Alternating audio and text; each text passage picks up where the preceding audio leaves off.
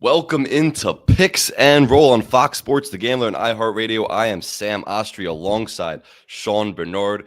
We got a lot to get to in the NBA world. We had an NBA Finals game last Friday, I guess it was last Friday at this point.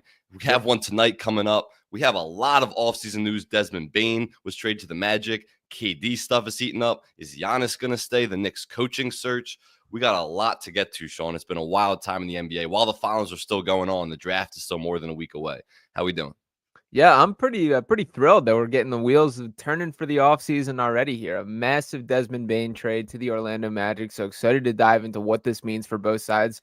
Honestly, I like the trade a little bit for both teams. So I do want to dive into exactly why that is the case. And of course, game 5 tonight between the Indiana Pacers and Oklahoma City Thunder, which has been an absolutely excellent NBA Finals to this point. Excited to dive into what exactly our expectations are for game 5 and why I'm not ruling out the Indiana Pacers just yet. All right, so let's start with the Desmond Bane stuff. Yeah. Because that obviously was the big news yesterday. Desmond Bane traded to the Orlando Magic. The Orlando Magic are sending back Kentavious Caldwell-Pope, 4 unprotected first-round picks, and a pick swap. So it seems like a huge haul on the surface, but this indicates the Magic are in win-now mode. That's what this trade is telling everyone. Let me ask you a quick trivia question first. Okay. Before we get into the deal. The Magic are notorious, or have been in this front office regiment, that they don't trade. They just don't trade for players. They're not a team that's going to be a big transaction team. So let me ask you this.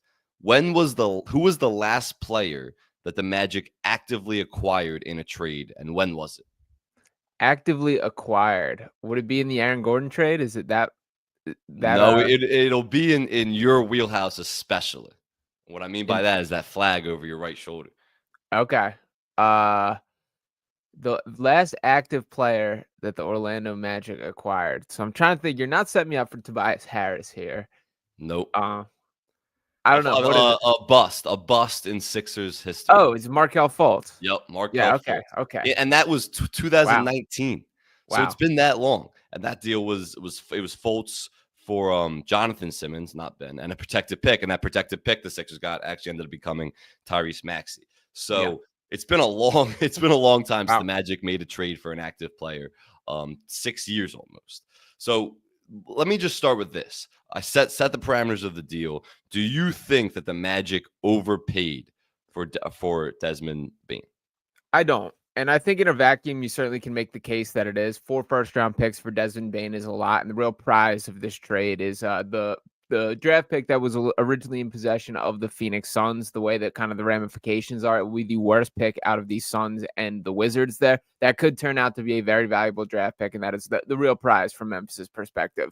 But I think like beggars can't be choosers when trying to find that next step for a franchise. And I think Desmond Bane is hand in glove for exactly what the Orlando Magic need. They shot 31.8% from the three-point arc last season. Not only the worst record in the NBA, but the worst record of any team since the 2015-2016 Lakers there. Desmond Bane can shoot the crap out of a basketball, man. He's an over 40% 30-point shooter for his career. Even with his number going a little bit down last season, he was still over 40% on catch and shoot opportunities. Showed a little bit of playmaking flashes that I don't think we previously saw from him last year when being asked to do some different things for Memphis. So I think when you factor in the fit, with the Eastern Conference being wide open, which we've talked about plenty, with Jason Tatum's Achilles tear. Obviously, Giannis, we'll talk about what's next for him, but who knows if he will still be in Milwaukee. The Sixers can't count on. The Knicks, are you afraid of them? Even the Indiana Pacers, who are obviously in the finals and have made these deep runs in consecutive seasons now, I don't think anybody looks at them as like we can't overcome them in the way that like you look at the Thunder in the West. So I think the Magic sat there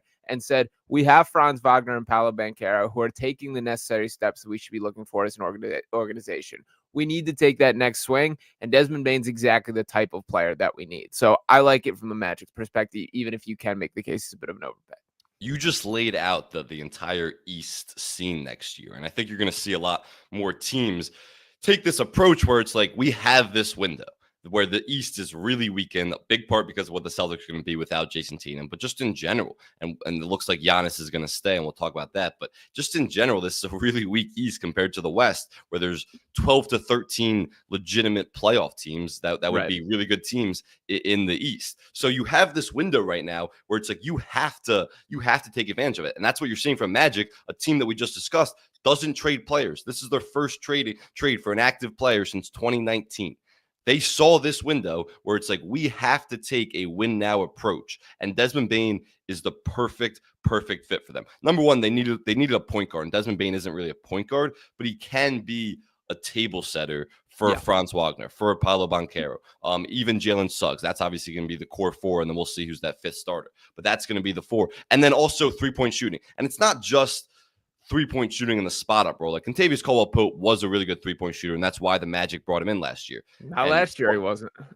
Well, that's what I'm saying. It's funny though, because the two best free agent signings last year, or at least at the time they were considered, Paul George and Kentavious Caldwell-Pope, and both were disastrous.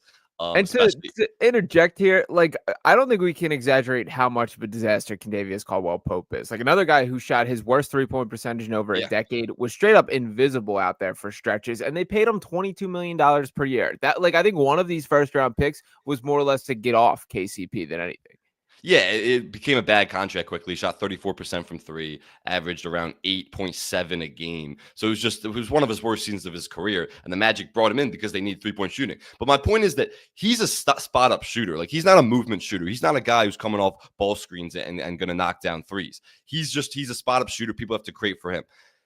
Desmond Bane can create for himself. He was awesome in the pick and roll, especially that year you look at without Ja Morant, where he had to play a ton of one. That was not this season, the season before, obviously, when Ja was suspended, then injured.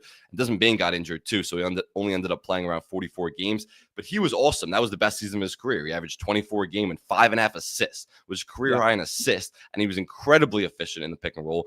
0.989 points per possession, ranking excellent on synergy in the pick and roll as the ball handler. So he showed that he can play the one, but he's also a guy who's a 41% career 3-point shooter, so he can play off the ball when Paolo is going to get stretches at the one, when Jalen Suggs is going to get stretches at the one. He is the perfect fit for this team. 3-point shooting. He's a really good defender. He can play stretches as a point guard and be a table setter for Franz Wagner and Paolo Banchero. This is the perfect fit. So when you look at the whole, I don't care how much they gave up. And it's really like the Mikal Bridges model where there's no like comparable value in the NBA anymore. You have to look at every team's individual needs. And it's like, if you believe that there's a player out there who can take your team from good to championship contention, it doesn't matter if on the surface, Mikal Bridges isn't worth 5 first-round picks on the surface. Desmond Bane probably isn't worth 4 first-round picks on the surface. But what he can do to catapult this team from a good playoff team, a team that hasn't won a first-round playoff series in a long time, to a legitimate championship contender in a weak East, you have to take the swing. And same thing with the Knicks with Mikal Bridges. They thought, and they probably still believe, that Mikal Bridges is the missing piece to their championship puzzle. You give up a ton of first-round picks. You give up a ton of draft capital to find that missing piece, even if on the surface he's not worth it. So I don't think it was an overpay at all. And also, when you look at these picks, like it's a 16th pick in the draft this year, okay, out of the lottery, could be a good pick. Next year is really hit or miss. It's the Suns or Wizards, the worst of those two. Probably going to be the Suns because we expect the Wizards to be one of the worst teams in the league.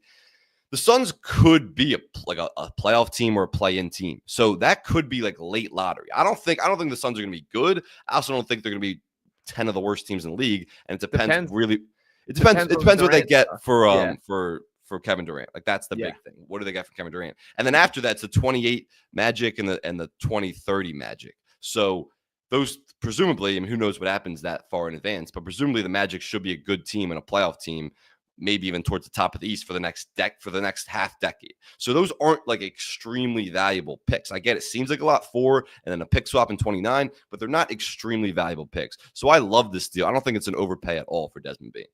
Yeah, that's definitely the gamble, and I like that Bane's under contract for 4 more years, so you have a chance to sort of see this through a little bit. And you're right about the value, that obviously, like, every player is essentially worth something different to every team. That, like, I'm sure, and we see this on what the exact trade offers are for how much a team that values a guy versus all these kind of conversations. For Desmond Bane specifically, and I've been pretty critical of the Mikal Bridges trade. The reason that I look at this one differently is it's like such a clear fit of their need and something that I do think changes them from a whole like team chemistry perspective and the way that things connect. Like I don't think Paolo Banchero has been given a chance to fully flourish because he just has never had teammates to capitalize off the looks that he can create. But I think the best version of Paolo to me is very clearly, and Franz is very similar in kind of this category, which could become a problem down the line. But the best version of them is attacking the rim and kicking out for others. He hasn't had a chance to do that in any way that brings on effective offense because there haven't been guys to capitalize on those looks. Kentavious Caldwell-Pope was supposed to be that dude,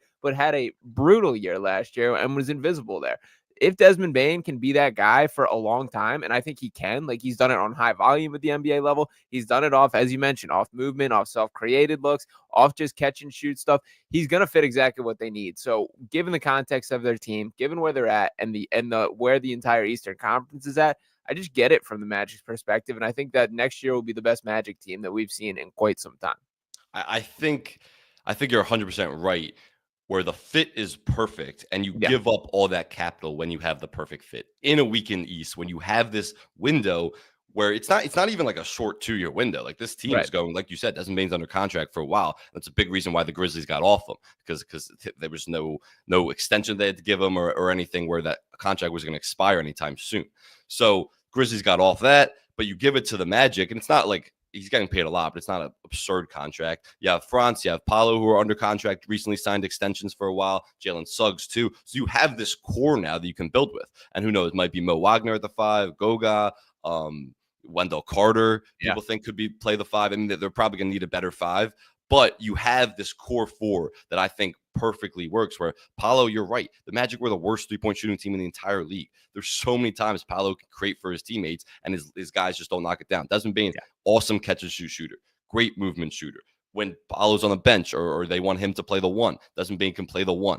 Awesome out of the pick and roll. So this is like the perfect fit. And you kind of look at the history of how we react and the general public and even the NBA world reacts to some of these huge trades where they're giving up so many picks.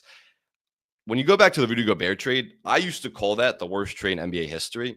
That trade netted 2 consecutive Western Conference Finals appearances. Yeah. And like there, you could have made the real argument that last year they should have beat the Mavs and been in the NBA Finals. So everyone clowned that trade, but it ended up being exactly what the Wolves needed. They became one of the best defenses in the league instantly with Rudy Gobert, and he has his offensive limitations for sure, especially in the playoffs where he can't play more than 24 to 26 minutes a night. But he's also his defensively, he's so good that he took that team to a whole nother level. So there was no overpay for that in hindsight. Same with Mikal Bridges, same with all these guys. It's like if you have a team that has an opportunity to go from good to great, and what I mean by great is contending for a championship, you have to take that approach. Like, don't just be patient and scared. You have to take risk. And the last thing is, it's pretty funny when everyone compares this deal to like the Luka Doncic deal now. It's like, number one, every executive is different. Like, there are really smart executives who can get good value for a player, and there are the worst executives in the history of basketball, and that's what Nico Harrison is. So some are smart and some are dumb. So like the Luka haul is not the standard. Like, that's the standard for malpractice in the NBA. Yeah. That's not the standard for what you get for, and Luka's on a whole nother level of his own, but that's not a standard what you get for a really good player. And also comparative value doesn't exist anymore because like every trade needs to be looked at in a vacuum. Like even the OG Anunoby trade, like Knicks didn't give up a lot, and they got a steal for OG Anunoby. And in hindsight, the Raptors should have got more for the player he's become with the Knicks. But it's just every trade needs to be looked at in a vacuum. And for this vacuum, this is a great haul for the Grizzlies. Yeah, 100% there. And I do think the Luka Doncic trade will forever be an outlier in NBA trade conversations there. That I don't think there will ever be a way to fully, properly contextualize that for all of the reasons that you laid out there. Now, we've talked plenty about this from the Orlando perspective, and I think you and I see this very similarly. What does this mean to you for the Grizzlies' perspective for making this deal? Everyone's kind of assuming that this means they're blowing it up, and it means they're going to go to a rebuild and they're going to ship Jaren Jackson out, and what are they going to do with Ja? I don't see it like that at all. I see it from the perspective of they just got off a huge contract because they have a Jaren Jackson extension coming if they give it to him, which I think they will. So they got off those 2 huge contracts, and now they have a ton of assets to work with to build around Ja Morant and Jaren Jackson. And this Grizzlies' new coach he likes to play really fast, similar to the Pacers style. They have Jalen Wells there, who had an awesome rookie year, and they believe can be a really impactful wing for them.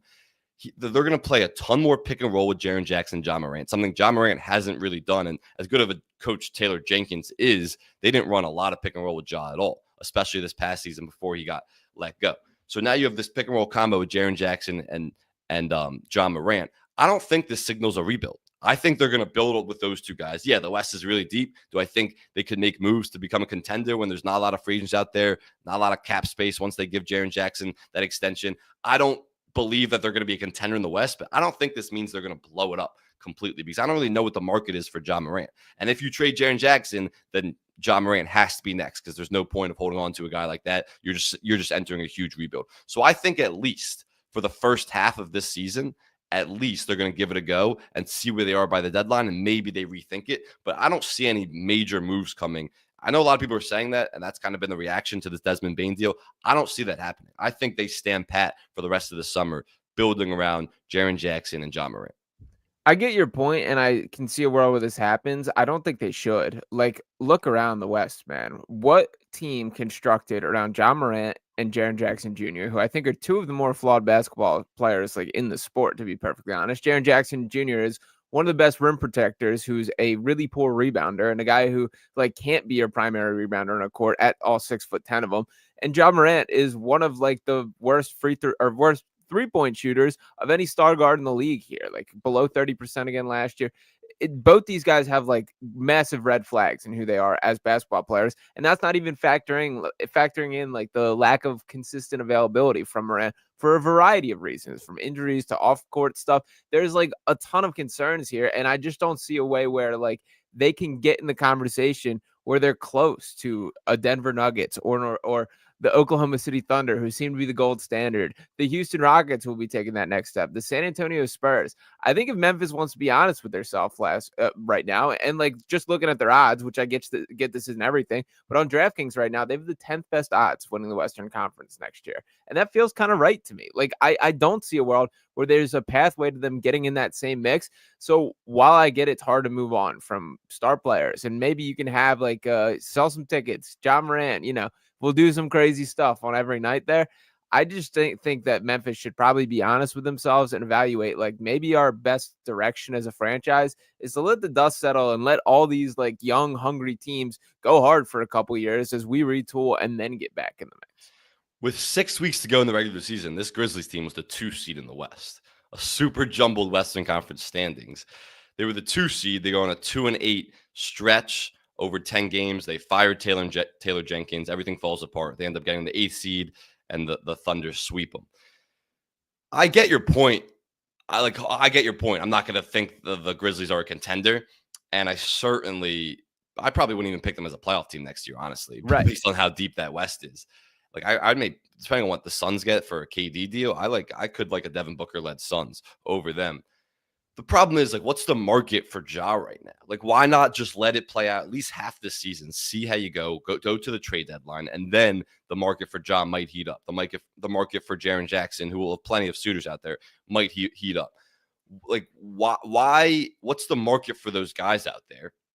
And if it's not great right now, especially coming off a year with Ja, I thought had one of the worst seasons he's had in years. Still a lot of character issues with Ja. And Grizzlies fans seem to like love Ja. Like they would be super pissed if they traded him. And I don't really get that. He's not like some Luka Doncic type where he came over and brought your team to an NBA Finals and had that type of an impact on your team. Yeah, you've been really relevant and good. It's not like you've had a lot of playoff success under Ja.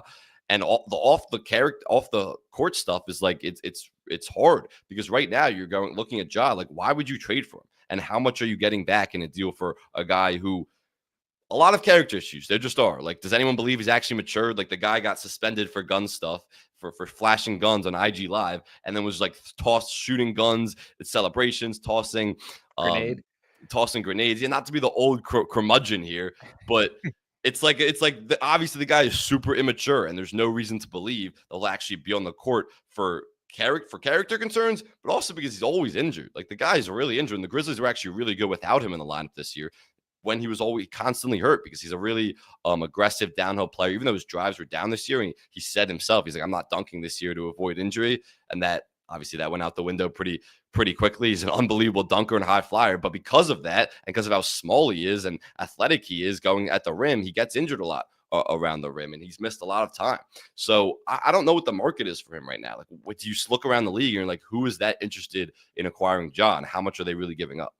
Yeah, and it is a real bummer that he got hurt in the playoffs this year because I don't know if you heard him, but he had this Thunder team figured out, Sam. So Yeah, we might be looking at a very totally. different, yeah, we might be looking at a very different finals matchup because he's good in the West. So it makes that loud and They were up clear. 35 in one game. Remember that? I think it was game Yeah, and then 3. They were up lost, 35, and then the Thunder come back. But I mean, I think that's fair that you would probably be cashing in the asset at a low point here if you are looking to trade Ja. And I think there's probably some credence to getting him back on the floor at a regular rate, showcasing what he can do and letting him run his system. I also like to bring in the Taylor Jenkins conversation. I like Taylor Jenkins. I'm a Taylor Jenkins kind of defender here. I think he was set up for failure like directly last year. They replaced his entire assistant staff and kind of had this like offensive coordinator / difference in opinion for what they were running. There's no coach that can function well in that type of environment. And I think you kind of like there was greater success for this Memphis Grizzlies team when it was Taylor Jenkins running the entire show. That was not the case last year. And I also think it made me mad the way they felt to me like they did him wrong. And I am curious what like the future direction is. I get that they're probably going to do the slant of new coach, new system, hopefully new results from an offensive perspective with both Jaren Jackson Jr. and John Morant there. But I don't know, man. I Taylor Jenkins, I think, got a bum rap getting out of Memphis. 100%. They set him up for failure, and he should be glad that he's gone. And Yeah. whether he takes the year off or ends up becoming the Knicks head coach, he'll be better off because of it. Because if it's not this cycle, next cycle, he'll easily get a job that'll be a much better situation than this Memphis situation. If there is, I listened to the Bill Simmons podcast last night, and Bill and Ryan are the best. But they laid out like 100 Jaren Jackson trades, and we're just going. The whole entire podcast was just Bill doing these fake trades that were just so unrealistic. And look, he's the fake trade master, but these trades were so unbelievably unrealistic. No chance of happening. It's not like one or two. They laid out legitimately like 20 trades between all these different guys who could potentially be available. It's like none of these are happening. They're fun to do, but like none of these are happening. If you did see a landing spot for Jaren Jackson Jr., where would it be right now?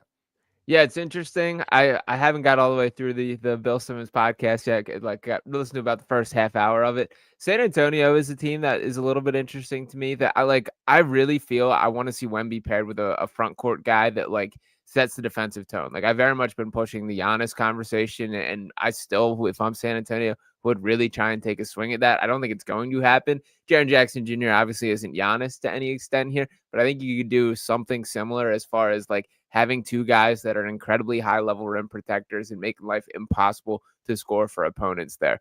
I don't like Houston as a fit. I think they've got too many Jaren Jackson-ish type guys already there. I honestly, I started off a huge Jaren Jackson Jr. guy.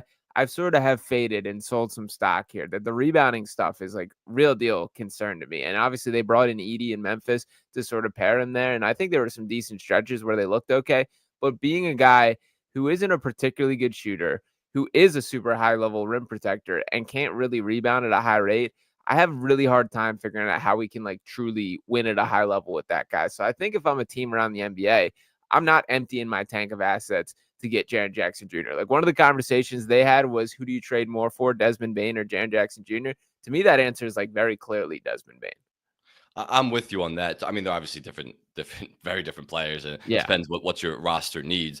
I like the Spurs fit a lot because number one, Jaren Jackson Jr. can shoot the ball. He's a really good 3-point shooter. So him and Wemby likes to take a lot of threes too. So those two guys can complement each other pretty well.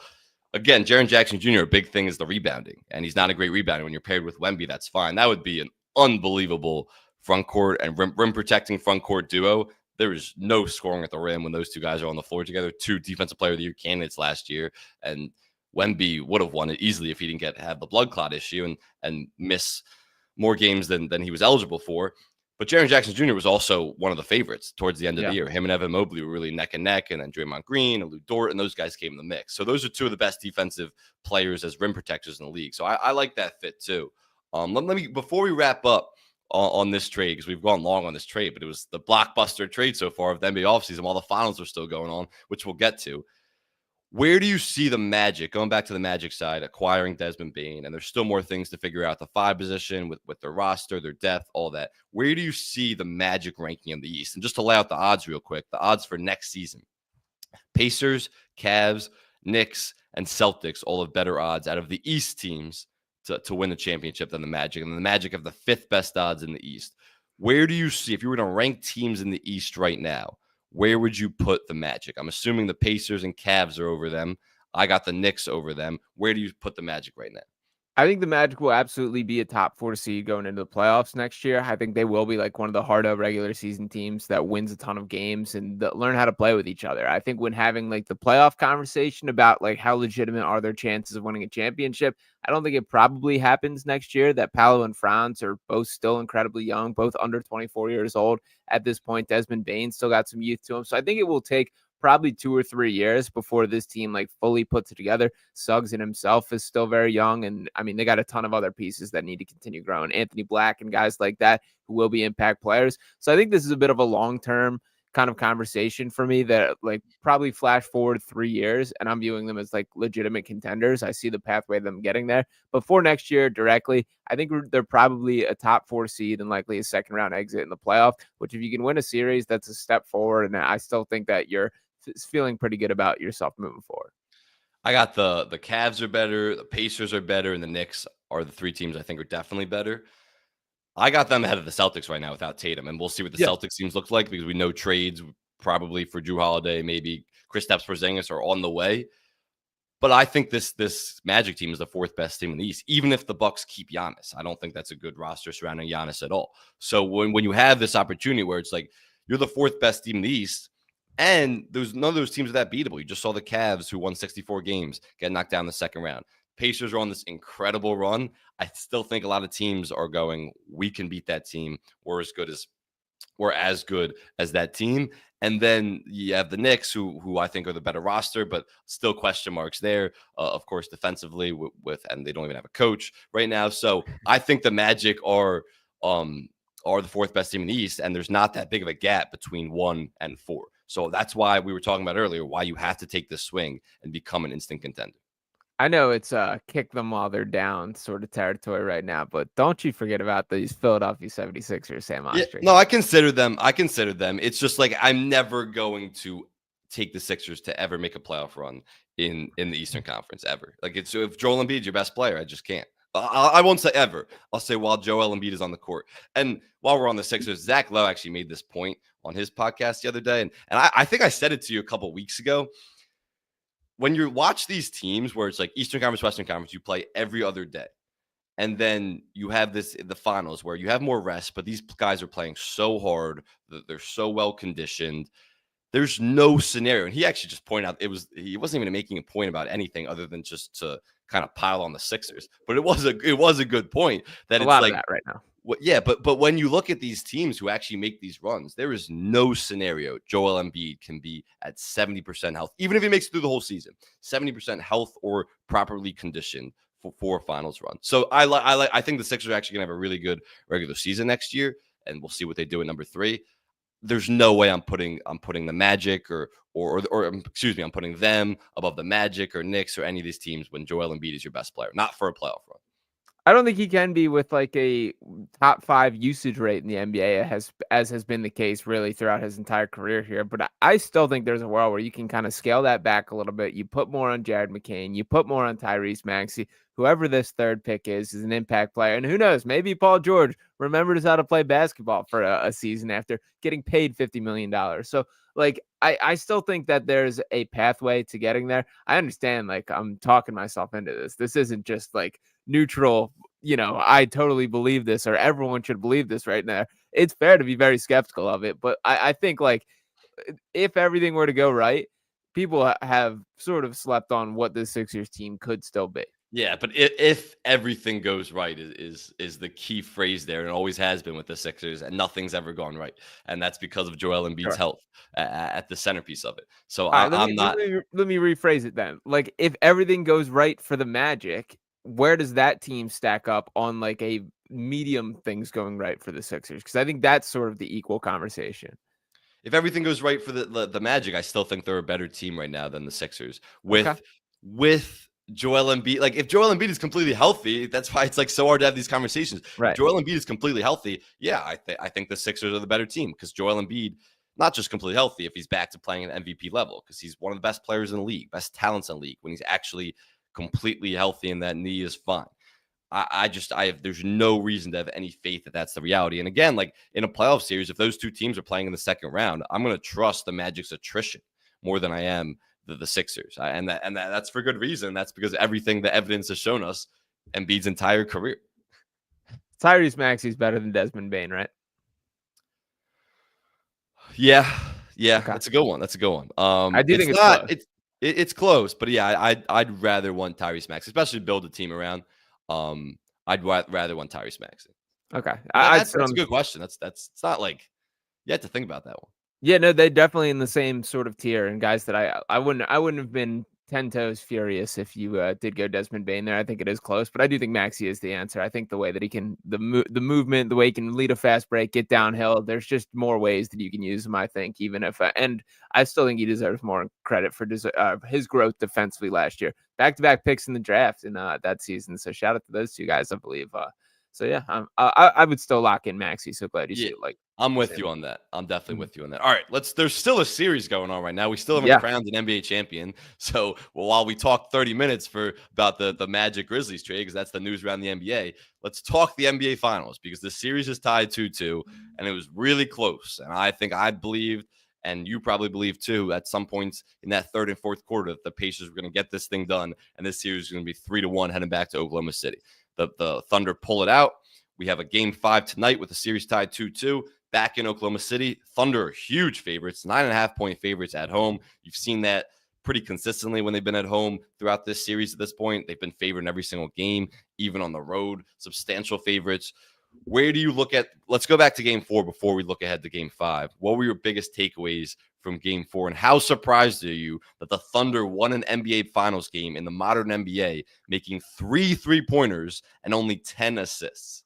Yeah, I think the Indiana Pacers continue to deserve some more respect. I thought defensively that the way they really asserted themselves in that game was really telling and really impressive. I think Shai Gilgeous-Alexander deserves even more flowers than he's been given for taking over down the stretch, being the MVP caliber guy, the clear-cut best basketball player in the world right now, the way he was in that fourth quarter. It was impressive stuff. It was a grown-up, mature victory by this Thunder team. So I give them a ton of props, a ton of respect for it. I also think on the other side of the coin, it's tough not to be frustrated if you're Indiana, that they had a chance to grab an absolute stranglehold of this series. And it felt like what was most maddening to me is they sort of went away from their identity down the stretch there, that they stepped away from this team-oriented basketball with the ball popping, motion going around all over the place, to there did play some isolation down the stretch. And I understand that they still do that. And I think there's been a bit too much made about like targeting Chet Holmgren and how good Chet was defensively. Honestly, those 3 shots that they did kind of put him on an island, I can live with all 3 of those. The step back from Naismith,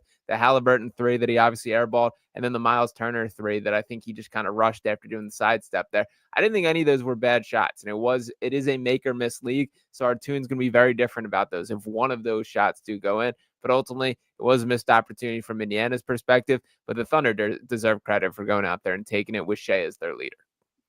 There's certain moments throughout playoff runs where teams and players kind of just grow up and like they earn their stripes, and that's what this felt like, honestly, for the Thunder. And it happened against the Nuggets too, where they trailed. It was a similar scenario. They trailed 2-1 in that series, and they looked like they were going to lose game 4, and they come back and end up winning game 4. And great clutch time offense, great clutch performance from Shai, and that's exactly what you saw. And I'm with you where the Pacers completely choked this game away. The best unit in this entire series, to me, has been the Pacers defense. They've been so incredibly impressive. And I thought Shai Gilgeous-Alexander had a really bad game through 3, and you could even say like 3.5 quarters. Number one, the Pacers have completely, they've just been blitzing him all over him, making him incredibly tired, picking him up full court. And you saw that in game 3. And late in game 3, even in the third quarter in game 3, we were watching that game together. You saw Shai Gilgeous-Alexander had his hands on his knees. He looked exhausted. Like he was leaning over in the third quarter, which you don't see from Shai a lot. He looked exhausted. The Pacers did a great job of hounding him, collapsing the defense, crowding his drives, and he wasn't getting to the free throw line as much. You saw that also pick up in game 4 too, where I thought Shai had a really bad game, and through 3 quarters, I should say. And one thing the Thunder did was, number one, his substitution patterns were completely different. He got out with like 5 minutes to go in the first quarter, which is very rare. He usually plays almost the entire first quarter. So they were trying to get him extra rest early in the game, so he'd be energized later in the game. And also, what you saw is he played more off the ball than I think I've seen all year. And that was Jalen Williams becoming the initiator, becoming the primary ball handler for this team. And Shai didn't have the responsibility of bringing the ball up the floor and taking all the energy of bringing the ball up the floor. And you saw that. That's what the Pacers kind of forced teams to do against the Knicks last series. Jalen Brunson was getting hounded, bringing the ball up the floor, and eventually it was Josh Hart, Mikal Bridges who were bringing up the floor, and that's what the Pacers do to you because they don't want you. That's their whole plan. It's to wear you down so late in the game you're tired and you're exhausted, and it forces your primary ball handler to play more off the ball. And I thought that's exactly how the Thunder kind of reacted to that, and I thought they did a decent job of getting Shai looks off pin downs and dribble handoffs and all that type of stuff while he was off the ball. I still don't think he played a really good game, but what you saw is the two things that have led the Thunder to this point: defense and Shai becoming the MVP when he needed to. Those two things are what came up late in the fourth quarter. Shai obviously had 15 fourth quarter points, and it was really in the last 5 minutes or so. A 3 he hit when the Thunder only had 2 threes the entire game up to that point. He was getting to the free throw line more. He was getting to his mid-range spots. Of course, that bucket on the baseline that he hit, that was one of the key moments late in that game. Shai became who Shai has been all season. And then on the other side, the Thunder's defense was just awesome down the stretch. Like in the final few minutes, Tyrese Haliburton had nothing going downhill. They were completely shut off Pascal Siakam. The Thunder's defense, who I thought struggled most of the game, even though the Pacers didn't score that much, I thought the Thunder defense looked lost. They were late on help. The rotations were late, which is really rare to see from this elite Thunder defense. But they just turned it up to a whole nother level in the last 2 minutes of that game. And that felt like this was the Pacers' opportunity to seize the moment, and they didn't take advantage of it. And the Thunder got over that stretch where they played an awful game for most of the game on the road. The series probably would have been over if they lost that game, and they find a way, and that's what NBA champions do. So I feel more confident than ever that the Thunder, even though we have a series, I don't think it's going to be like it could still go 7, but I feel more confident than ever that the Thunder will be crowned champions. Yeah, no, definitely. And they did go back to the Isaiah Hartenstein starting lineup there. It honestly didn't look that good to me that I kind of am curious what they will do tonight here. I think Hartenstein struggled a little bit, and for a guy that obviously, like, I don't think they beat the Nuggets without having him on this roster. So it's not like the signing was a mistake or anything like that, but it has surprised me the lack of impact that he's had in the series. And I think that the Thunder still should have entered this NBA Finals with the belief of, like, this is our lineup, this is what has worked best, and then make the adjustment when needed. The fact that they were still a little bit premature or proactive in making that call there, I do think is interesting and something that kind of changed the outlook from here, because I don't know what I would do if I was them tonight. I think they probably go back to the small lineup and take Hartenstein out again, but it's just kind of strange there. To that point, it's kind of weird. And this is why I would be optimistic from the Pacers. We're 5 games in or 4 games into this thing, and the Thunder still don't really know what they want to do from a substitution and lineup perspective. Yeah. Which usually at this point in a series, you figured it out. And the Thunder are still like searching for stuff. Like you said, they obviously started Casey Wallace the first few games of the series, then go to Isaiah Hartenstein. That looks not great, shaky at times. Alex Caruso, their closing lineup is their best lineup, and that's with Alex Caruso playing instead of Isaiah Hartenstein alongside Chet, Shai, Jalen Williams, and Lou Dort, of course. And Alex Caruso has been just the savior for the Thunder throughout this entire playoff run. But it still seems like the Thunder don't know exactly what they want to do with their lineups. Like Aaron Wiggins has a great game the other night, and then he just barely plays. It's like if he's not going early, they're not going to give him opportunities. And it's the same with a lot of guys. Like, why is Kenrich Williams playing? Like, he played more than Aaron Wiggins last game. I don't think, like, he's had some great moments defensively. He's not the scorer or going to provide the burst that the Thunder need offensively. How I don't understand. He's not really a guy that's been in the rotation all year. Now they're just trying him. They're trotting out lineups that they just haven't consistently used throughout the season, which is kind of weird where you're reacting to the Pacers, where Pacers should be reacting to you. I agree. Cason Wallace should have came off the bench initially, and he's just kind of been bad this series. He's capable of long offensive bursts, but he's kind of just been bad this series. Isaiah Joe isn't getting that many opportunities. That's a guy who can explode for 4 or 5 threes and could be a game shifter in any NBA Finals game, kind of like how Aaron Wiggins was in game 2. So he's not getting that many opportunities. It's just weird what the Thunder are doing. Like, still haven't figured out exactly their lineups and when they want to play them. And we're 4 games into the finals.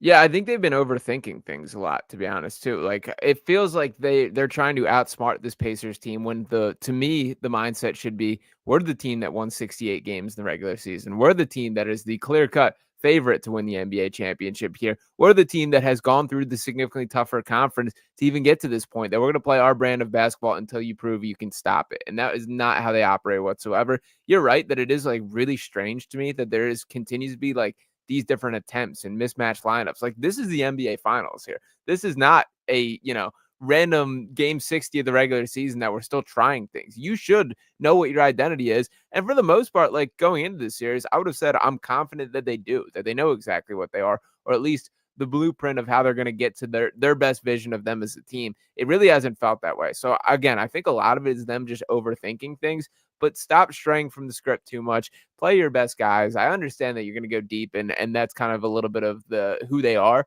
but like, it is very strange they keep experimenting to this extent. And it's the fun. I think what they're trying to do is provide more offensive jolts, and I think that's kind of what they did. Why they put Isaiah Hartenstein back in the starting lineup, and the 2-man game between him and Chet, which has been pretty successful throughout the season and most of the postseason, even though it hasn't been for stretches in this finals. They want more offense because this Pacers defense, like I said earlier, has been the best unit out of any team. And they're completely shutting down not just Shea for most of this series. I don't care about the stats. When he's been really, I know how much he's scoring. When he's been really inefficient and he has to work for his shots, that's especially in the mid-range, that's what the Pacers want. Jalen Williams has been awesome. He's been a savior for the Thunder, especially last game when he was playing more of the one initiating offense. I thought he was great, especially when Shea was struggling through those first 3 quarters. I thought Jalen Williams was the guy who was providing the offensive jolt. I just don't understand. Like, they're not passing the ball. They're not moving the ball. Their identity as an offense has completely shifted in this finals. And they're pretty lucky to be in this spot where they're 2-2. Like we talked about, it easily could have been 3-1. Their identity has shifted where 3 of their 15 lowest assist totals, lowest passing totals this entire season, regular season and postseason, have come in this finals.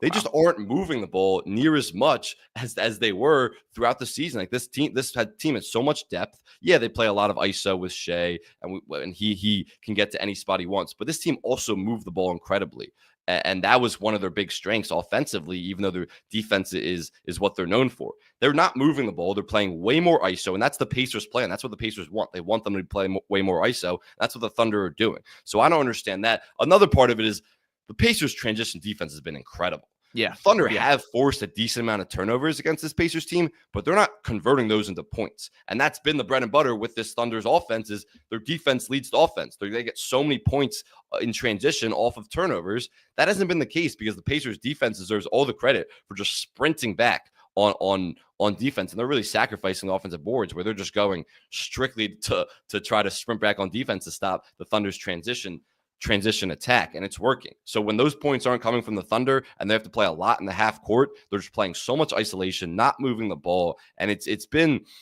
disappointing but also surprising. And I think the Thunder still have a lot to figure out offensively if they're going to close this series out. Yeah, no, definitely there, and it definitely strange across the board. The transition defense has been excellent, like some of the highest level that I've seen as far as them just getting back. Shout out TJ McConnell, who's been in the mix of plenty. He's been great this series. Great. Yeah. Legitimately swinging an any NBA Finals game, so pretty sick there. So we danced around it a little bit. What's your prediction for Game 5 tonight? Do you think it has been a complete missed opportunity that the Pacers did not steal or win Game 4, or do you think that they have a chance at picking up another victory tonight? It does feel like the Thunder in that game, and we see this in the series all the time, where a team misses an opportunity against a team that they're probably worse than, massive underdogs against. When you miss an opportunity against a team like that, a team that won 68 games, historically great defense, best point differential in NBA history, second best net rating in NBA history. When you miss opportunities like that to close out games, you're usually cooked. The thing is, this Pacers this Pacers team just doesn't go away ever. Like, there's no way I'm counting out this Pacers team. They've earned all the respect in the world from me because just of how relentless they are. They are just so relentless, and especially defensively, how they've turned up their defense to stop this Thunder's attack. I think the Thunder win tonight, but 9.5 is a lot of points. All these games have been pretty competitive, and I don't think it's going to be some type of blowout after the way the Pacers sold that game. So I think it stays within 9.5. Yeah. So on the spread, I would take the Pacers, but I'm pretty sure and confident the Thunder will win tonight. Yeah, I do like the plus 9.5 in favor of Indiana here. The books, the odds maker is still not respecting this Pacers team pretty much at all. And you could still get like plus 400. I think it's plus 410 for them to win the series right now. I'm really thinking about taking a chance on that. Like, I do see a world where this Pacers team could win in Oklahoma City tonight, and then they're taking things back to Indiana, which would be very interesting there. Game 7 will be tough if that's where things go back, but it wouldn't shock me whatsoever if these teams do go like, both win on the road in the next 2 games. Best of 3 is what it is at this point. Yeah. And the Pacers are, depending on the book, plus 400 is roughly the number in most books. That's remarkable. Like, it's a best of 3 series. The series is tied 2-2. The Pacers could easily be up 3-1. Pacers have defied all of the odds this entire playoff run. Why are they not earning the respect that they deserve at this point? It's pretty wild. I'm with you where, like, the road home thing doesn't really matter to me that much. It never has. I think even though that Pacers, at first when I was watching game 4, I thought like the broadcast, I was texting people, I was like, is the broadcasters like their voice down, their mics down, because I could barely hear them. And then I kind of just realized they were drowned out because of the noise from the Pacers fans. Like, that atmosphere looked electric. But like I've said this entire season, and I've said for a few years now, that home court advantage means nothing to me. In the playoffs or the finals, whatever it is, these are guys who can overcome really tough atmospheres. So the road home thing doesn't matter to me that much in a potential game 7, which Oklahoma City could have if they split these next 2 games. I could see it ending in 6, honestly. I think the Thunder win tonight, even though I think it's relatively close, and I could see them going back to Indiana. But at the same time, I won't be shocked if it goes 7, because that's how tight this series has been. There's a couple players, though, like Miles Turner has to be better. Yeah. He's I believe 6 for 21, and 1 for 10 from 3 in his last shots. He's getting shots last game from 3. Oh, yeah, 0 for 6. So, and 1 for 4 in the game before that. Those last 2 games, he's just been bad, and he's getting looks that he wants. Like, the Pacers obviously want him to play in the pick and pop role, and he gets on those he gets open threes, and those are shots he makes. Like, he's a good 3-point shooter, and they're comfortable with him shooting those. He just hasn't been that good. He just hasn't been that good as a shooter. Defensively, he's had good moments against Chet, but he's also struggled defensively at times. I just like Miles Turner is the guy that I think the Pacers need to count on for this game. Yeah, his rebounding's been all over the place too, and kind of has all playoffs. Truthfully, is that there's games where like he'll lock in. I mean, in general, he's not as good of a rebounder as you would hope for to be the case. He's got a little bit of Jaren Jackson Jr. syndrome in him from a guy that can block shots and can shoot threes, but can't quite rebound the ball at a high rate there. But there are they need more from him out of that category. I have a tough time with the 3-point conversation because, like you said, these aren't bad looks that he's getting. Like the offense is essentially functioning as designed to create these open threes for Turner. He just hasn't hit them. So I kind of think you basically got to see it through at this point and just bank on that. We know this guy's caliber as a shooter and the overall sample size, and just hope there's a little bit of regression to the mean because like you live with the shots that he's taken. He just hasn't hit them to this point, sort of.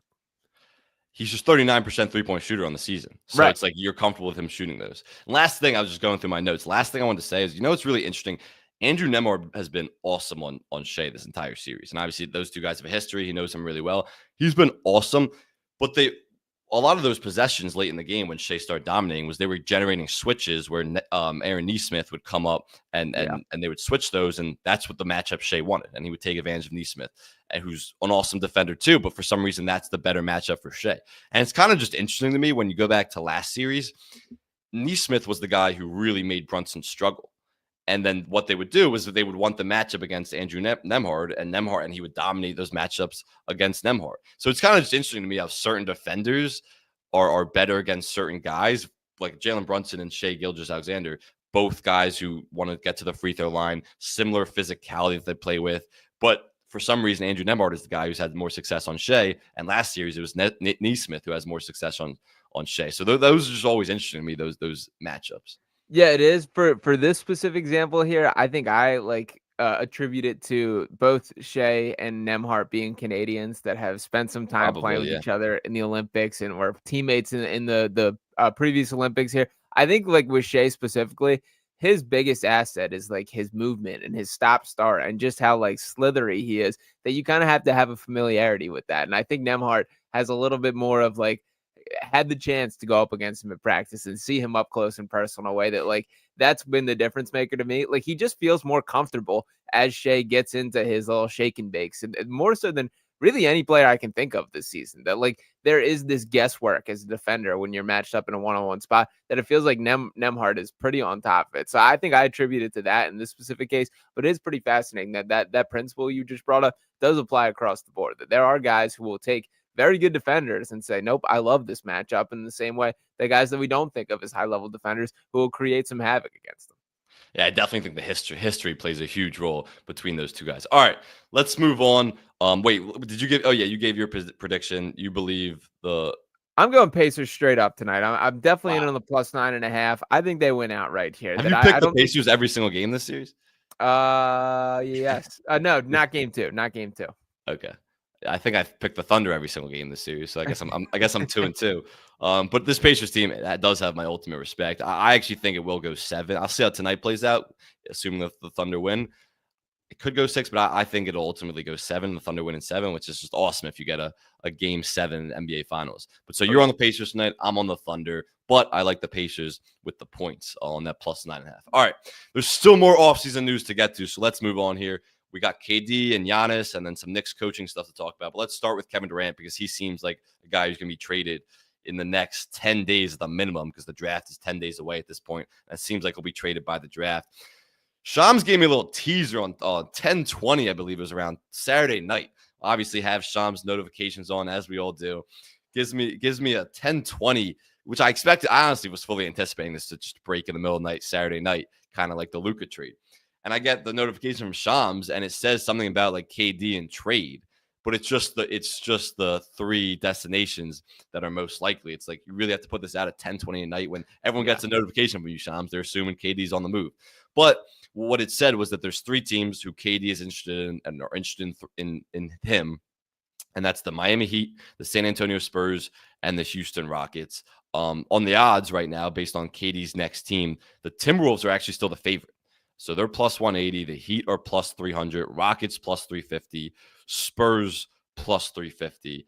The Timberwolves are an interesting conversation because I still think they're in the mix, even though Shams didn't actually identify them as one of those teams. Let's start with this. These are 2 different questions in terms of where you want to see him go and where do you actually think he ends up. So both of those, I'm presenting them both to you. Where do you want to see him, but where do you actually think he goes? They might be the same thing. Yeah, and lucky for me, they are the same thing. And the Houston Rockets will continue to be my answer here. As far as like from a makes sense conversation, to me, like I don't know how anybody can't walk away from this playoffs and think that team needs a go-to scorer or a crunch time guy that when it is a close game can just get a bucket. However you feel about Jalen Green, I don't think he's going to be that. Even as high as I am on a guy like Amin Thompson, I don't see where he quite grows into that. Jabari Smith is a dude who I like. Tari Eason. Love him as a player. None of these guys are dudes that I think are taking that step into being like a go-to scorer in the way that this team needs. They've got a ton of young talent that I think should all appeal to this Phoenix Suns teams, that you can start to build that package up. And then the draft capital is a clear advantage that no other team has. That Houston having possession of Phoenix's future picks, giving them a chance to regain control of those, I think would just set them up in a better spot as an organization moving forward, where, you're not as back against the wall. We have to contend every year the way that is currently the case there. So I think it makes sense for the Rockets to take that type of swing to put yourself in the mix for the true Western Conference contenders. I think they have the assets to get it done. And I think Phoenix should be looking at their package the most favorably because of that draft pick aspect there. So Kevin Durant is my preferred destination for the Rockets are my preferred destination for Kevin Durant. And that is ultimately where I think he will land. The Rockets are an interesting one because there's still the Giannis factor lurking. True. And if you're the Rockets, you'd rather have Giannis than KD. That's a no-brainer. you are going to have to give up a bunch of assets for KD that you could potentially use in a Giannis trade. And I get from the Rockets' perspective, like, all right, Giannis might actually be staying this season, but will he be staying by the deadline? Will he be staying next summer? Like, there's still the Giannis thing lurking out there, which is why it's not just the Rockets. There's a lot of teams that are in this predicament, but based on the Rockets' offer and their assets, they have to ask themselves this really tough question of, are we going to sacrifice assets for KD that we could potentially use on Giannis? I don't think KD is going to take nearly what it costs to get Giannis, rightfully so, on Oh, both sides of definitely things. not. But it's going to be a lot of those overlap of what teams are going to want. Sure, but if we're talking Jalen Green, the 10th pick, and Jabari Smith, like the Rockets should do that right now. So that was my next question. So you think KD's value is that low? Like that Well, means KD has a really low trade value, and the Suns are not going to command a lot from him.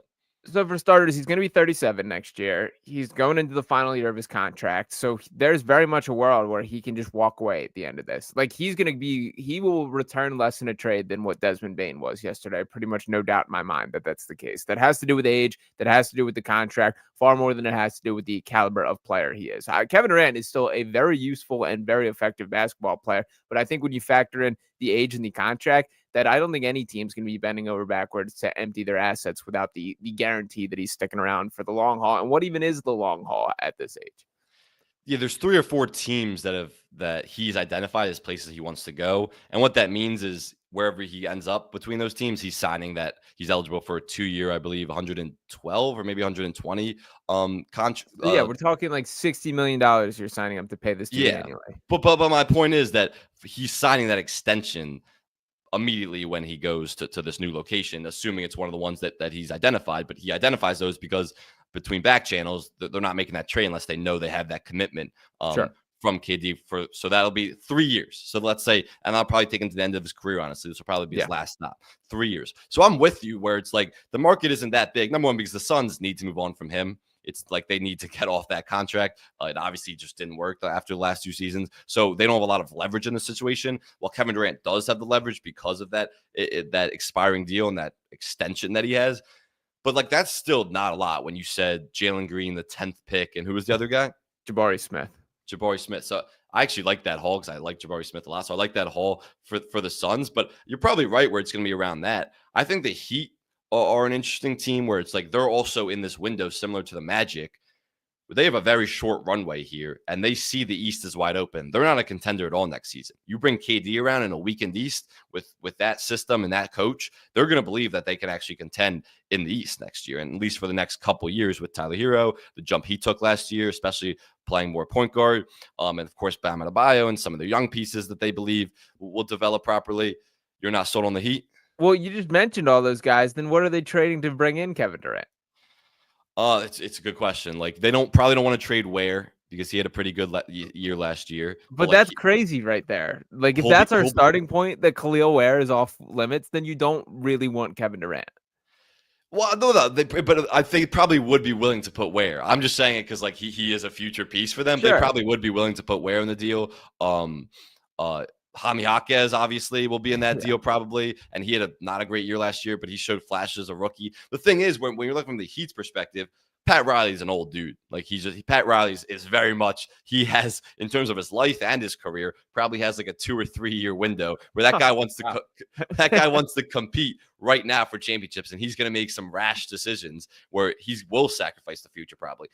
Like this team they're going to take the win now approach. Well, they could depart from Ware and maybe some of their future picks. But the thing is where the Timberwolves are a really interesting team because I think they're going to have the most to give up. But I don't know if I were them, I would sacrifice everything they can give up. Like the Suns want a center. That's been known. They'll probably want Rudy Gobert. They're going to want Dante DiVincenzo. They'll want Mike Conley probably, who had a really bad year last year. And you have Rob Dillingham coming in as a young guy. So the Wolves might be fine with that. But that's still a decent amount to give up for Kevin Durant. And another factor is Kevin Durant that wasn't one of the 3 teams that Shams identified that KD said he wants to go to. This guy cares about lifestyle and happiness. He's been unhappy a lot of places. I love KD as a player. I love that he's always on social media, especially the last couple of weeks, just barking at people, getting into fights. The guy he genuinely loves hoop. He also cares about his happiness. He went to New York and then Phoenix, 2 places, Brooklyn technically, but same thing. two places where you would think he could be happy. Going back to Texas, it will be, obviously he's from there, so that would be good for him. No state tax, warm weather, all that stuff. And then same with Miami. Everyone's happy in Miami. Going to Minnesota might not be as happy as of a destination. He might not love going to spend the next 3 years of his life in Minnesota. So I think there was probably a reason that they weren't identified, even though they probably have the most to give up that the Suns would actually want in a potential deal. Yeah, there's roughly 180 million reasons why he can suck it up and be okay with living in Minnesota if that's what the trade is. It I does also think clearly in his life, though, money does sure. not provide happiness, and even championships with the Warriors did not provide happiness. So I don't know what does for him, but he hasn't been happy a lot of these last few destinations. I am surprised the Anthony Edwards thing is not like a super appealing factor to Durant. Like I thought the second that like there was this beginning buzz for Minnesota that Durant would look at playing with Ant as like an awesome and in sort of a similar way to how with LeBron we're seeing like the passing of the baton to Luka, how that's going to be like the next transgression of this Lakers team is seeing how like how much responsibility these guys are passed down. I could see a world where there's the Kevin Durant and Anthony Edwards. This is how we just absolutely assassinate people on a basketball court of being one of the most electric scorers ever and kind of see that transpire. I'm surprised that doesn't seem to be more of a factor of motivating Durant to get to Minnesota. I've been workshopping a LeBron take and trade for weeks now, really since the Lakers season ended, which when we go to our full offseason stuff, and we talk about some other stuff, I will fully pitch you on. But if I'm the Lakers, I would not want LeBron on my roster next year. But that's a conversation for a different day. The Spurs are the other team. We talked about the Rockets, Wolves, Heat. Spurs are the other team where I think that's a perfect fit, where he's a guy who a reliable scorer. Obviously, we know what KD is as a player. But they have a great young core. They're going to need that veteran scoring presence, that clutch scoring presence, where he'll have the ability to play off the ball a lot with Stephon Castle and De'Aaron Fox, and of course pairing KD with Wemby would be monstrous defensively. Problem is, what are the Spurs actually willing to give up? Because it's not Stephon Castle, just won Rookie of the Year. They just traded for De'Aaron Fox, so they're really going to trade him. Obviously, Wemby is an untouchable. Like they need 3-point shooting. When your backcourt is Stephon Castle and De'Aaron Fox, you need 3-point shooting. Devin Vessel is a guy who's not a great 3-point shooter, but he's had years where he shot 37, 38% from three, which is really good. So he's capable of becoming a good shooter. You still have Harrison Barnes on that team. So what are you actually willing to depart or give up if you're the Spurs? And it's probably not that much. So if the market really sours for KD and it becomes his value is that low, then yeah, sure. Then the Spurs might get in the mix. But other than that, I can't see them being a serious team because they don't have a lot to give up. I think the trade probably would look like Harrison Barnes, Keldon Johnson, and a couple first-round picks. Probably 2 first-round picks would be my guess from a San Antonio perspective. I think the Rockets and the Wolves are two teams that could match that or give the Suns a better offer.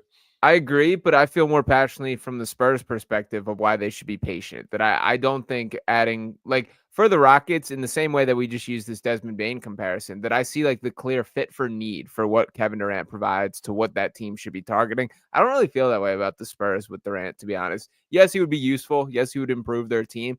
But Victor Wembanyama, incredibly young. Stephon Castle, incredibly young. They have the second pick in the draft. You have this core. I don't think bringing in 37-year-old Kevin Durant accelerates you or jumps you to the front of the contending line at this point. I would be patient with my assets, and Giannis is a guy I would be much more willing to take that swing on from San Antonio's perspective when factoring the fit, the little bit younger, all these other kind of parts of the equation. So I'm not all in on Kevin Durant from the Spurs perspective. If you bring in KD and you don't sacrifice that much, the Spurs probably are top 4 or 5 team in the West. Are they like, would I trust them to beat the Nuggets or the Thunder who are still going to be around? And some of these other teams that are still going to be in the championship mix in the West next year? Probably not. Right. So I wouldn't make that move for like 2 years of a really efficient scoring and effective Kevin Durant, and who's still a good defender. But again, he's a guy who's dealt with some injuries. He's obviously going to be 37. So I'm with you. I wouldn't make that move. But if it's a really buy low spot and you don't have to give up that much, like you only have to give up Keldon Johnson and a pick and Harrison Barnes, I'd be willing to make that move because you're not really giving up that much. But I think, like I said, the Rockets will have a better offer and the Spurs will have a better offer. If I had to guess right now, it'd still be the Rockets. But like I talked about earlier, they have so many assets in terms of picks and then just young players. We can even talk about Reed Shepard and Cam Whitmore, who should be intriguing trade pieces and aren't even part of the Rockets rotation right now. But when you talk about the Rockets potentially trading for Kevin Durant, you still have the Giannis factor lurking, which is something the Rockets, which is obviously what they're thinking of right now, because they'd be shocked if the Rockets just run this team back and don't somehow improve with a KD or with a Giannis next season. So I don't believe, actually, I don't really know if it's going to be the Rockets, but I that's something they have to figure out, where it's, if you think Giannis isn't a possibility, go get KD, because he's exactly what you need as a reliable scorer, who an offense that was really bad in the clutch last year because they didn't have a go-to guy. So I believe that the Rockets could make that move, but it all depends on the Giannis factor. Yeah, it does there. I think Houston should take the swing for Durant from the fit perspective. And I like, for San Antonio, I'm not willing to take that same level of get to the table and make a monstrous offer. That I think San Antonio should be more patient in their approach. Houston is a little bit more in like the win now perspective to me, and like the fit is much more clear. So while I get waiting for Giannis, back to the beggars can't be choosers, man. You have a Kevin Durant right in front of you, wanting to join your team and commit for the next couple of years. You go make that trade, make it happen, and give yourself a chance to share. If I'm the Houston Rockets, that's how I feel. Yeah, they were the 2 seed, so I'm with you. They're right there in terms of being a contending team, and they just signed Steven Adams to an extension, one of the best offensive rebounders in the league. And we saw the Rockets' best offense, really against the Warriors down the stretch of the season, was just Steven Adams, Alperen Sengun, double big lineup. Those two guys crashing the offensive glass, best offensive rebounding rate in the NBA when those two guys are on the floor together. And they were just creating extra possessions. And that was really the Rockets' best offense, because they couldn't generate much in the half court. So we'll see what the Rockets do. We'll see what a lot of these teams do. Finishing up here, before we get out of here, let's talk about Giannis, because we were just talking about him. And it's becoming increasingly likely, based on his social media posts and some of the things he's saying, referencing how he's going to be with the Bucks long term, based on how the odds are moving. The Bucks are minus 350 Giannis's next team for next season. The Bucks are minus 350. The Raptors are in the mix of plus 750. Knicks are still in the mix of plus 800. Spurs plus 800. Rockets plus 2,000. But it's becoming increasingly likely that Giannis isn't going to ask out and isn't going to stick around. Right now, do you think, when late October rolls around next season, do you think Giannis will still be a Buck? I think I do. And I thought that was pretty much a 0% chance coming into this offseason here. It certainly feels like things are trending that direction. The reason that I think why that is the case is this weak Eastern Conference. I think Giannis and the Bucks look around right now and say, like, is there a chance that this dude has a playoff run where he just carries us through the East? And the answer to that very well could be yes. That Giannis, even at like no, the answer is very well no. I mean, Giannis is the best player in the Eastern Conference. I'm with you on that. Pretty clearly.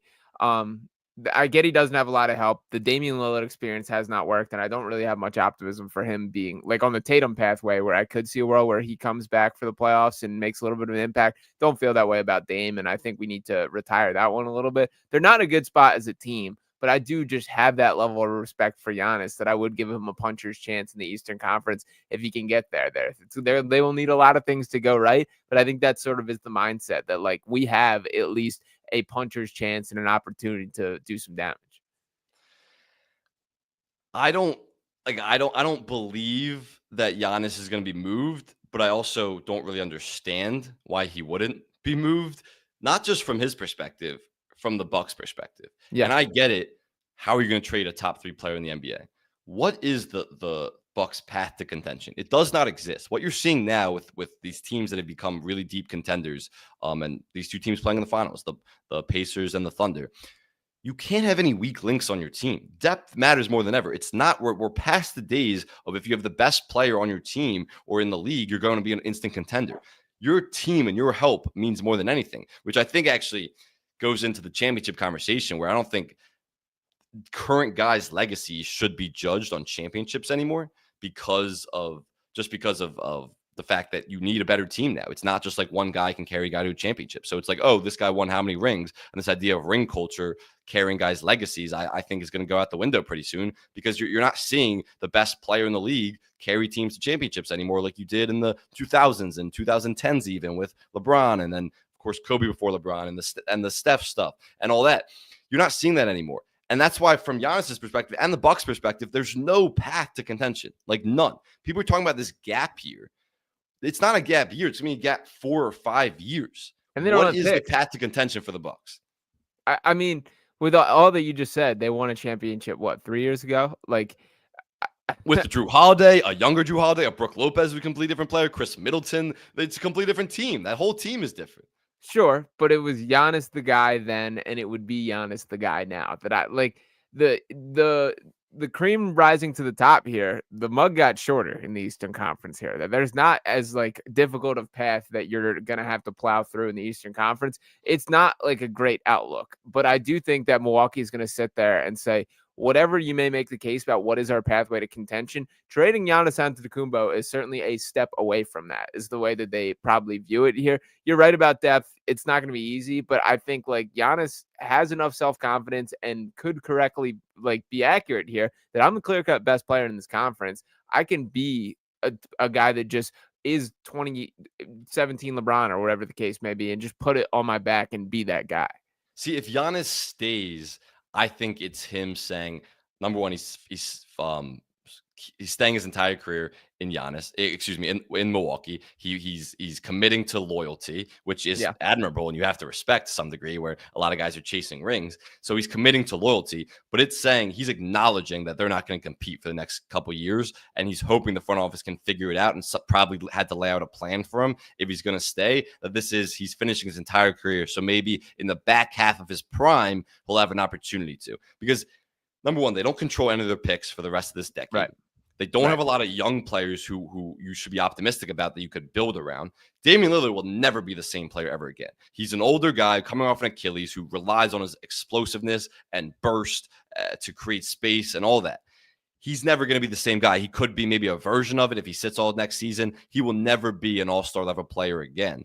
So when you look at from a Giannis perspective, he's going to say, I'm not taking a gap year. I'm taking a few gap years. Like, this isn't one season where the Bucks will become contenders by 2026, 27.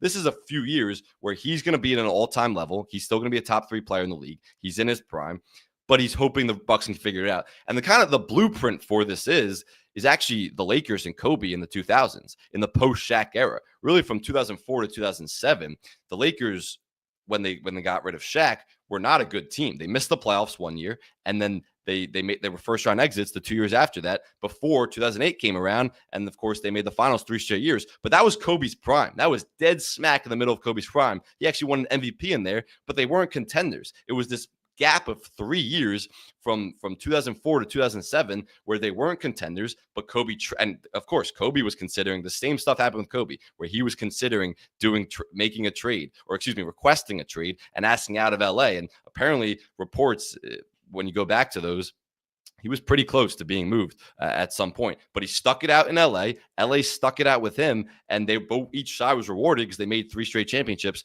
and won 2 more in 2009 and 2010, of course. So that's kind of the blueprint for this, where it's like, this isn't going to be 1 year and the Bucks will become contenders again. If Giannis sticks this out, this is a 3 or 4 year roadmap where they need to draft really well. They need to somehow acquire talent and good young talent, even though it's hard to imagine them doing that because they don't have a lot of good young pieces right now, and they don't control their picks for the rest of this decade. So it's hard to imagine a scenario where the Bucks become contenders, but that's the path that Giannis would be saying. It's saying, I'm going to go down this Kobe Lakers path, and I have complete confidence in my front office.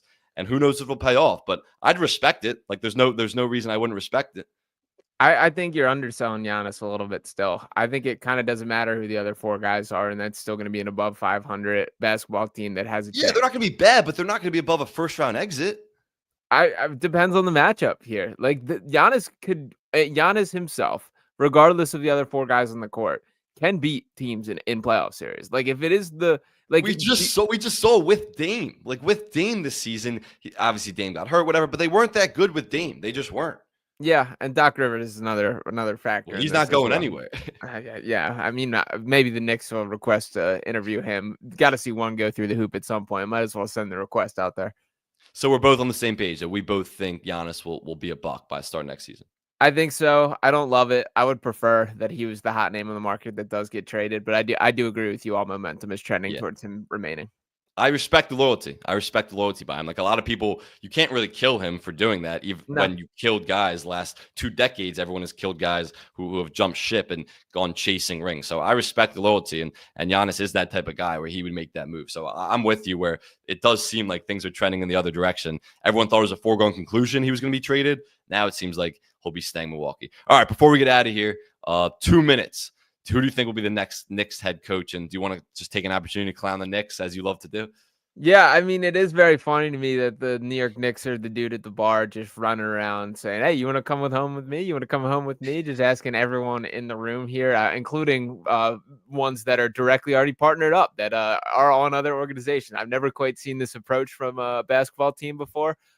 Ultimately, I still think that they have plenty of good options to end up with a head coach. Michael Malone's been mentioned, Taylor Jenkins, who we talked about quite a bit. I think my prediction is Mike Brown. That's my feeling at this point. I do think if the Johnny Bryant momentum was true, that probably would have happened already, or there at least would be more tangible steps towards getting there. I think they can clean it up from a PR perspective, that this was always our plan if Johnny Bryant is the hire. But I think Mike Brown is going to be the guy, is my prediction at this current point. I like him. I think he got a really wrong rep and bad hand in Sacramento being fired when he was, which was this season and doesn't even feel like it. Felt like forever ago at this point. He's also had success with the Cavaliers, got good energy. He's sort of a contrast from Thibs from a personality standpoint, which I think is pretty important to them. And a guy that can just get the job done as a head coach. So Mike Brown would be my prediction here. And I honestly think that would be a pretty solid signing.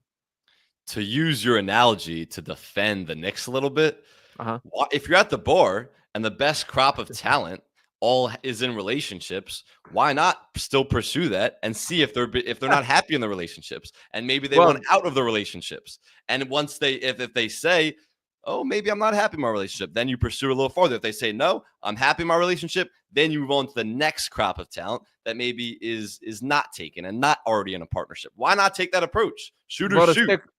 Shooters do shoot here. We're just sticking this exact same comparison here. The problem is the Knicks are that dude who thinks he's the absolute man when he's not. Like the Knicks have this allure of people are going to just bend over backwards to coach in New York and coach this team that is coming off its best season in 25 years, which by the way, they just fired the coach who led that team to the best season in 25 years. And I think this just buildup of self-belief of we're the New York Knicks, so people are just going to want to come here. It's just straight up false. And I think that we're seeing this. That's fair, but it's the old saying: if you shoot for the moon, if you miss, you'll land among the stars. And that's kind of the approach that the Knicks are taking. Some of the requests are kind of just weird. It's like, why are you even requesting? Especially, you can go back channel to find out if they're really interested. And if they're not interested, don't request. But they have been fined for tampering in the past, so maybe they want to avoid that. The Jason Kidd stuff I thought was legitimate because Jason Kidd, we know, has not always been happy with that ownership and that front office, and with everything that happened this season, trading Luka, strutting him out there to be the spokesperson for them and just get killed.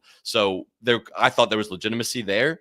Obviously, it seems like that's not happening. I think it'll be Mike Brown or Taylor Jenkins, both really good coaches, both got raw deals with their respective franchises. And again, the coach only matters so much. The roster is so much more important. I think the Knicks have some work to do with that. But I agree with you. Could be Mike Brown. That would be a great option. Could be Taylor Jenkins. But it's pretty clear they want a guy who has coaching experience because they're very familiar with Johnny Bryant. And obviously, they're not too interested in him at this point. So I got Mike Brown or Taylor Jenkins, which seem to be the favorite. And both guys are being interviewed this week. Yeah, shoot for the stars, and you might end up with Billy Donovan, the motto of the New York Hey, Knicks. not a bad coach. Not a bad coach. The Bulls are just a disastrous organization. Sure, two-time national champion at Florida, back-to-back. Yeah, third longest tenured head coach in the NBA. Pretty unbelievable. Pretty wild. It's been 5 years. Yeah. All right. Well, everyone, thanks for listening. This has been Picks and Roll. Sean Barnard and Sam Oshtry here on Fox Sports, The Gambler, and iHeartRadio, and we will talk to you next time.